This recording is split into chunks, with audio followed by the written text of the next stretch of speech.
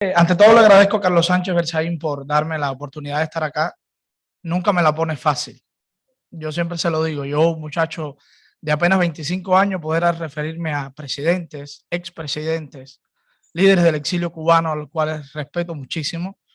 Por lo tanto, para mí es más allá de que una inmensa oportunidad, es un gran reto. Y eso quisiera dejarlo muy claro desde comenzar.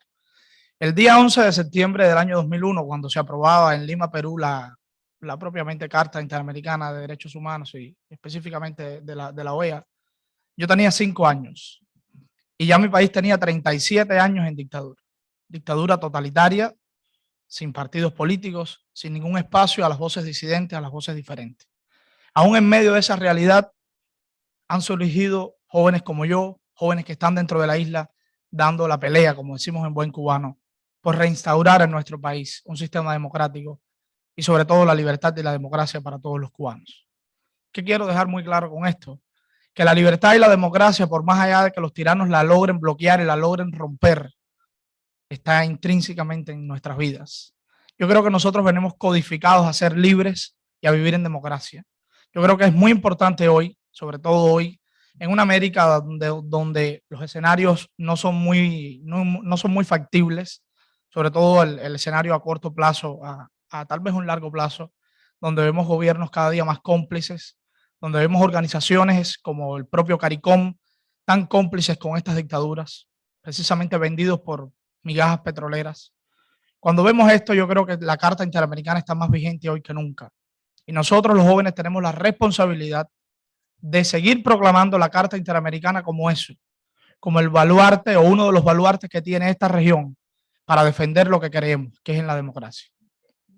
Yo creo que lamentablemente estos dictadores, como no son políticos, como no les interesa la democracia, no les interesa pertenecer a organismos democráticos, lamentablemente violan esta carta y se ríen de ella y se van de la OEA. De hecho, hace pocos días conversaba con el secretario general Luis Almagro y le decía, secretario, qué triste o qué nefasto es que el único país que no es miembro de la OEA tenga una influencia en la OEA que no tiene ninguno de los otros 34 miembros. Del día, por ejemplo, el día 12 de julio, a raíz de lo que sucedió en Cuba el día 11, le escribí al embajador Abdala, Washington Abdala, embajador permanente de Uruguay ante la OEA, solicitándole un consejo permanente extraordinario por la situación que había ocurrido en Cuba. Yo realmente sabía que el escenario en OEA hoy no es fácil. No es fácil para el secretario general, tampoco es fácil para lo que estamos luchando. Sobre todo el tema de Cuba, que es muy delicado y muy protegido por algunos.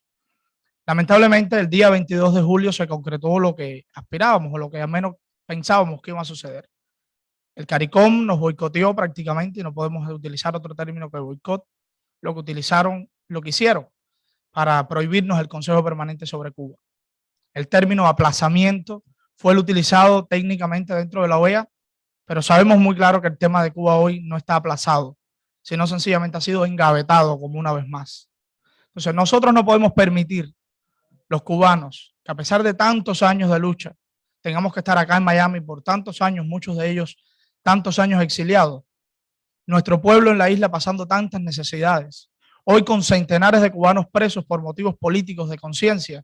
Nosotros no podemos permitir que un organismo multilateral, por sencillamente países que no quieran votar, no condene a estas dictaduras. Yo creo, y mi llamado, y yo creo que es la esperanza de mi generación, que logramos tener, como lo hicieron en el año 2001, con la Carta propiamente interamericana, nosotros, nuestra generación, ojalá y podamos tener un organismo o una, en este caso, una institución dentro, por supuesto, de la OEA y dentro del sistema interamericano que nos permita, más allá de que los países decidan o no apoyar a esta dictadura, que hayan principios que sean irrenunciables y que hayan principios que sean ejecutables.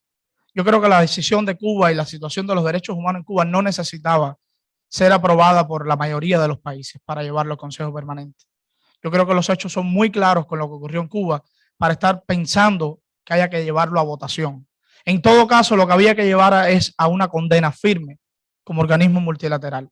Y desde aquí agradezco la excelente gestión que ha realizado el secretario general Luis Almagro, el que le ha traído vigencia a la OEA, el mismo organismo al que los dictadores hoy intentan fracturar con la CELAC, con estos organismos que no son organismos multilaterales, sino que son foros del propio Foro de Sao Paulo y del propio Grupo de Puebla. Concluyo sencillamente con esto para no extenderme, no me empiecen a contar el tiempo. Es que yo creo que la juventud, más allá de los jóvenes cubanos y los jóvenes de este hemisferio, vamos a soñar en grande. Yo creo que tenemos todavía un poco de camino por realizar. Como yo le digo siempre a Berzaín, yo siempre vengo a estos foros a aprender mucho, porque él siempre me la pone difícil, y aprovecho ahora que está por acá. Siempre me la pone muy difícil. Pero yo creo que la juventud tiene el futuro, más allá del precedente que tenemos con esta Carta Interamericana. Yo creo que tenemos el compromiso de no solamente ejercer la Carta Interamericana, sino de, como hicieron en el año 2001, crear ese mecanismo que nos permita a nosotros condenar y aislar política, diplomática y económicamente a estos regímenes que no tienen derecho a existir en nuestra región. Muchas gracias.